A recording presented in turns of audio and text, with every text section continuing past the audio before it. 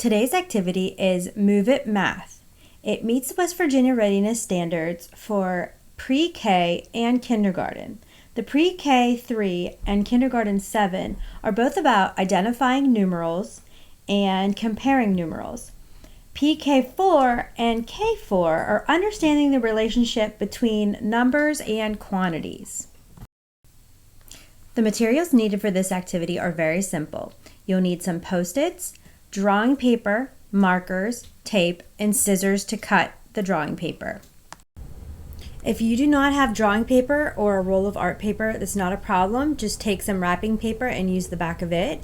Or you can simply just tape together several sheets of printer paper to make a large rectangle.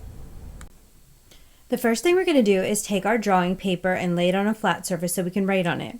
Arrange your 10 Post-it notes in any combination on the paper, and then you're going to write the numerals 1 through 10 on the Post-it notes in any order, but make sure that you have only one of each number.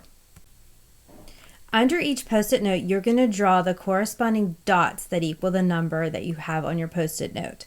Then you're going to find a space on a wall somewhere at your child's height and tape the poster up without the Post-it notes on it. We have one final step before we can start to get moving with math. You need to take your Post-it notes and go around your house and randomly select places to hide them, easily that your child can find them, and then you'll set the search out that the child will go to the poster board, count the dots, and then run to see if they can find a Post-it note that matches their dots. Alternately, they could find the Post-it note, come back to the poster and match it.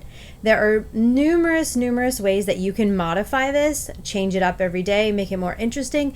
You could set the child the task to go find that many number of things that you find on the dots, or you could have the numerals over the dots, tell the child to go find how many things that the numeral is, say 4. They can run off, find 4 shoes, 4 Legos, 4 stuffed animals, and bring it back, and then they could remove the Post-it note to count the number of dots and see if it matches the number of items they brought back to you.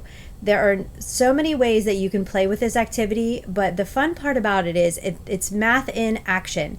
They can move about the house, get some energy out, and be looking for numbers in your space or the quantity of things in your space, but you can make it fun and interactive and not just sitting down counting things over and over. It's a quest, it's a fun move it with math experience.